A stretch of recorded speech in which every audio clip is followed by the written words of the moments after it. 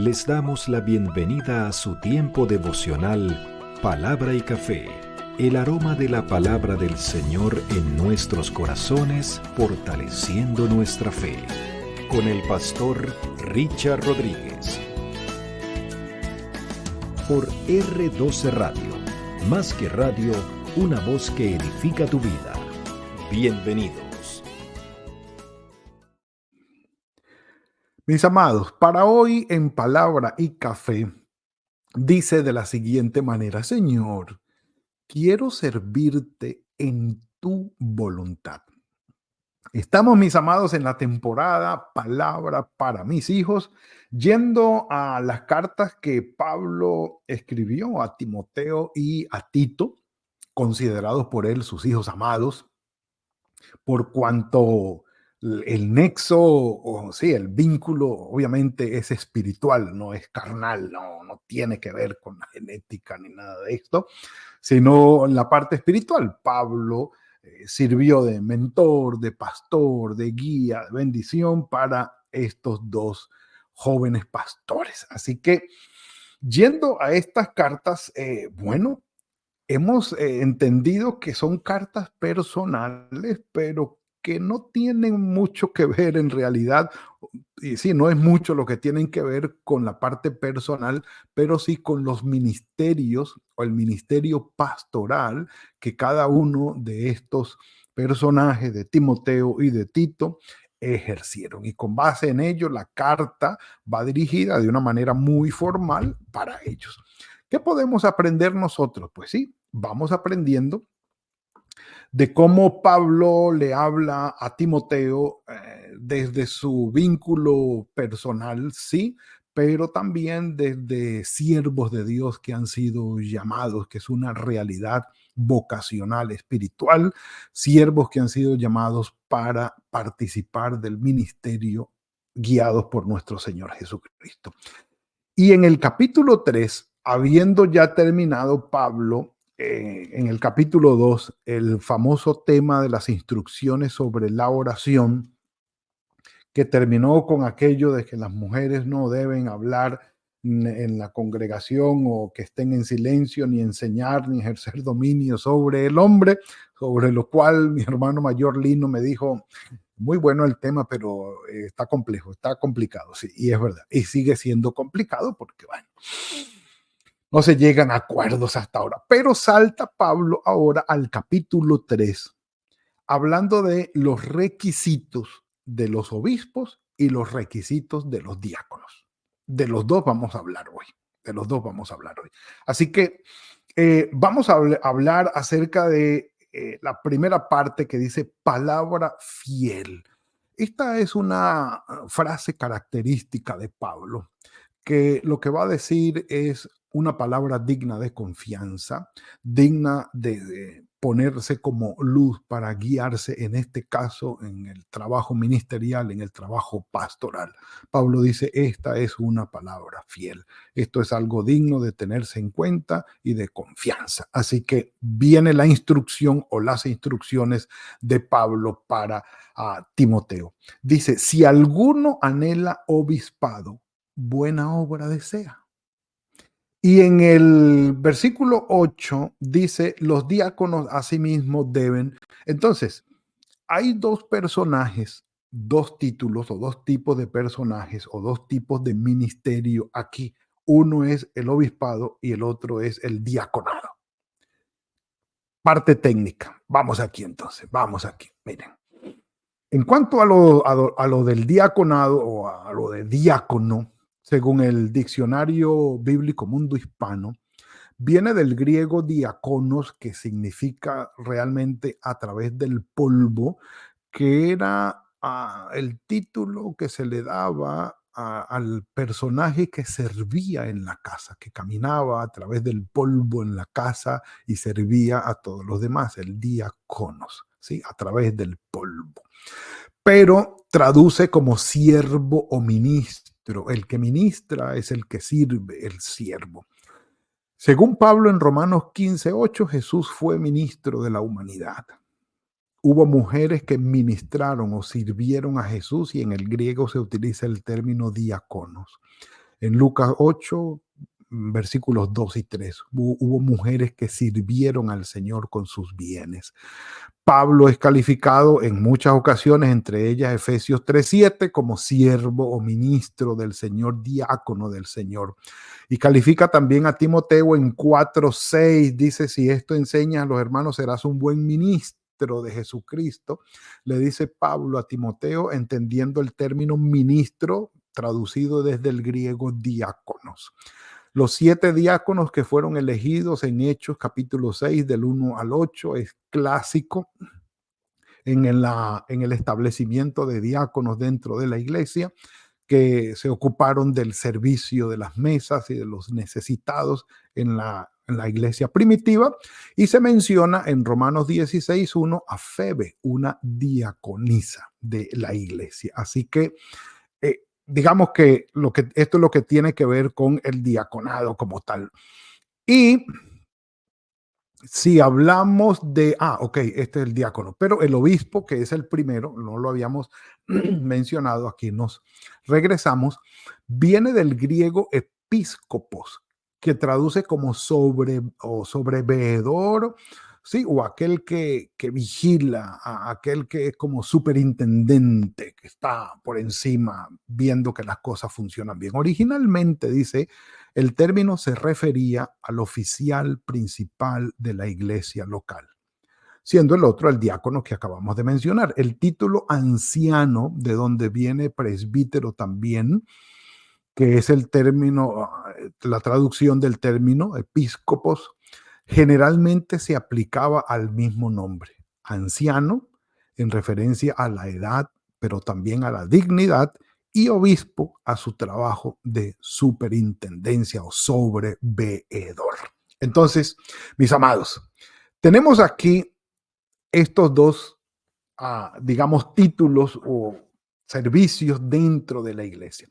Pero es interesante que Pablo dice que si alguno anhela obispado o algún tipo de servicio, buena obra desea. Y es un anhelo. Y sí, normalmente las personas que tienen el don de servicio y que Dios se los ha entregado o les ha dado a través del Espíritu el don del servicio, quieren servir y pudieran anhelar algunos de estos, o bien servir en el pastorado y ejercer un tipo de responsabilidad de ese, o bien en la parte de los misioneros, los que van y establecen iglesias y por un tiempo se ocupan de ellas hasta que dejan establecidas las iglesias con un pastor. Pero digamos que los diáconos o los siervos que están dentro de la iglesia, que no son oficiales de la iglesia, sino que se encargan del servicio dentro de la iglesia, están considerados aquí como algo muy bueno y digno de anhelar. Y el obispado, que sí se ha, digamos, aplicado de una manera más directa a ejercer el pastorado como tal, aunque el del griego poimen no se menciona aquí, sino en otro lugar, que ya lo veremos más adelante. Entonces, hay 17 requisitos, diría yo, mal contados. Tal vez la cuenta suya en su versión le dé diferente, pero hay 17 requisitos que Pablo establece en Timoteo para aquel que anhela obispado, el ser un anciano o el gobernar de alguna manera o sobreveer de alguna manera la iglesia. Y se aplica al pastorado, y se aplica al pastorado. Entonces, dice Pablo que es necesario que el obispo sea, vayan contando y me dicen si son 17, son menos o son más. Irreprensible o irreprochable, que ha sido traducido como algo que, de la siguiente manera, que no tenga ningún delito por el cual ser acusado. No es que no tenga errores, sino que no tenga un delito, como dicen, una felonía, algo muy grave, perdón, por lo cual ser acusado. Irreprensible. Marido de una sola mujer. Y bueno, aclaremos eso de una vez para que lo vayamos contando. Marido de una sola mujer, aquí está. Dice, esta expresión probablemente debe entenderse en el sentido de no haberse casado por segunda vez, lo cual sacaría de plano a los pastores divorciados ¿cómo se llama? Del ejercicio pastoral. Pastor que se divorcie, pastor que sale del ejercicio pastoral. Puede hacer otra cosa menos el pastorado.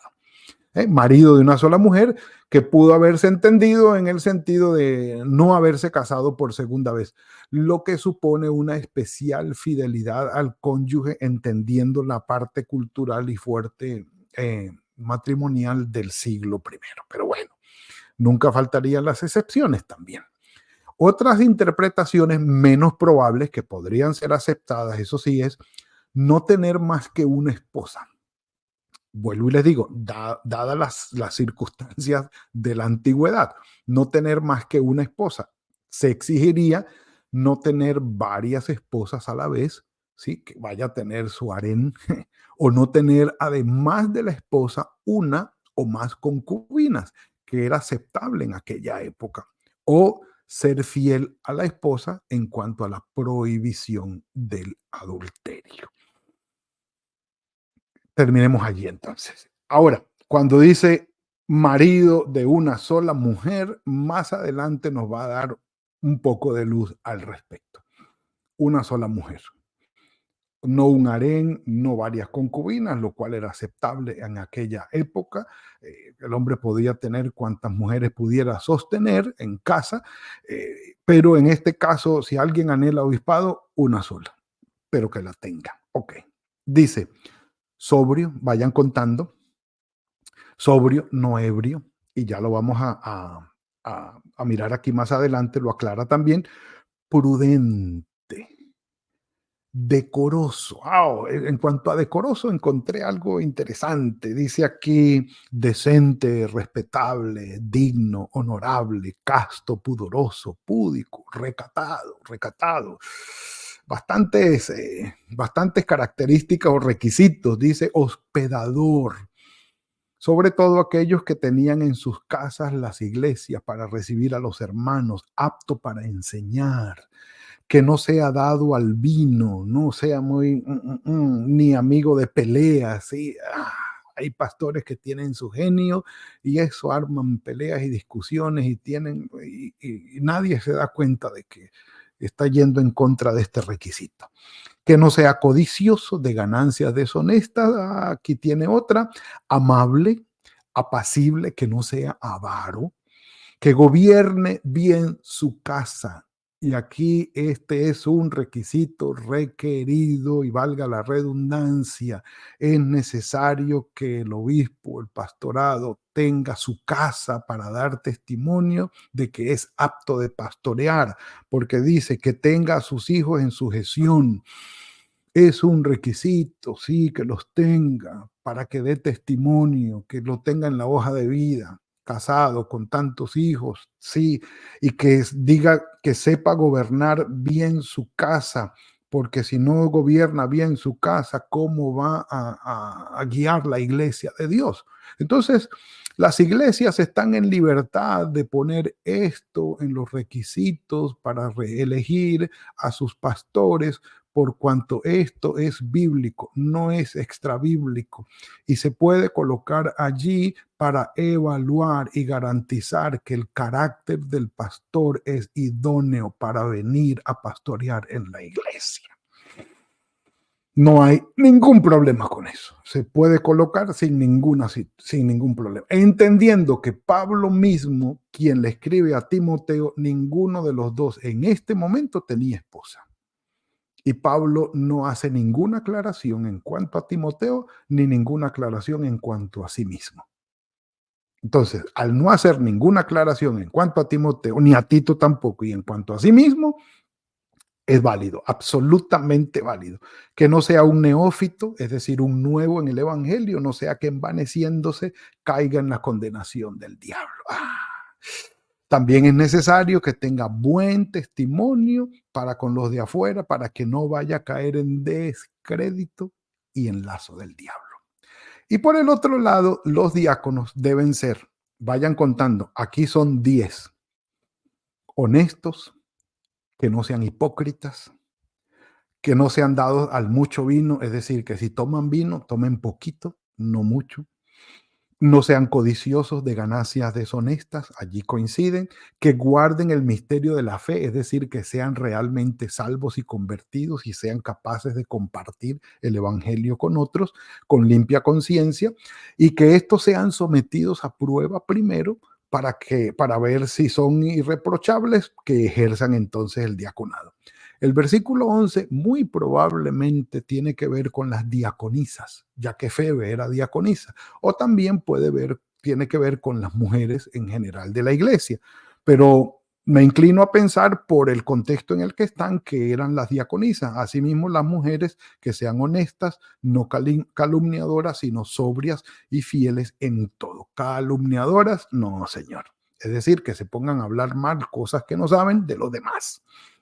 Y vuelve y retoma los diáconos, marido de una sola mujer, vuelve y juega, y que gobiernen bien a sus hijos, vuelve y juega otra vez, y que gobiernen bien sus casas, porque los que ejercen bien el diaconado ganarán, dicen, para sí un grado honroso y mucha confianza en la fe que es en Cristo Jesús. Mis amados, anhelar servir al Señor es algo en verdad muy bueno. Es decir, decirle al Señor, Señor, yo estoy en tus manos. Tal vez no como un diácono o como una diaconisa, tal vez no como un pastor o como un oficial de la iglesia, pero estoy en tus manos, Señor, y quiero servirte. Todo esto lo que quiere decir es que el Evangelio causa en nosotros un cambio de vida que nos orienta a vivir de acuerdo con la voluntad del Señor, entre otros aspectos, con todos los requisitos que están aquí. Nuestra vida personal cambia, nuestra vida relacional cambia con los de afuera, con los de nuestra casa, con nuestros cónyuges, nuestros hijos, la familia extensiva.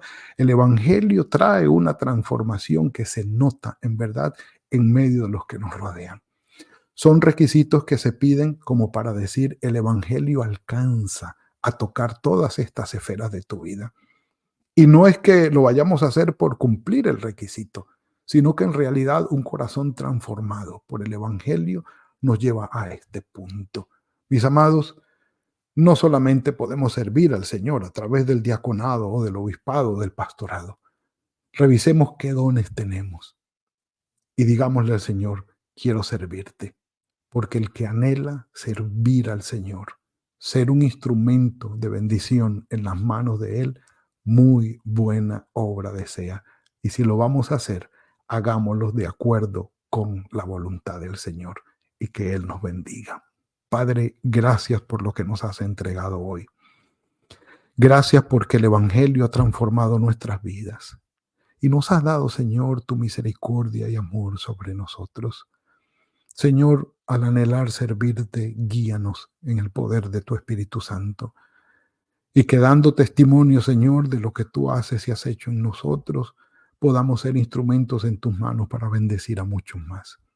Guíanos en esto porque sabemos, Señor, que en el servicio, en el ministrar, hay sentido y propósito de vida, porque tú mismo nos has servido y nos sirves a nosotros y anhelas que en tus manos nosotros seamos esos instrumentos de bendición. Guíanos en esto. El resto del día está en tus manos. Tu misericordia y tu amor sigan sobre nosotros. En el nombre de tu Hijo Jesucristo. Amén y amén. Mis amados, sí, tiempo faltaría evidentemente, pero podemos seguir leyendo allí y profundizando al respecto. Que tengan muy buen día, mis amados, que el Señor los bendiga y los guarde en todo, que fructifique el trabajo de sus manos y nos veremos mañana, si el Señor lo permite, en otra entrega de Palabra y Café. Que el Señor los guarde. Gracias por compartir con nosotros este espacio de Palabra y Café. Hasta una próxima oportunidad por R12 Radio. Más que radio, una voz que edifica tu vida. Que Dios les bendiga.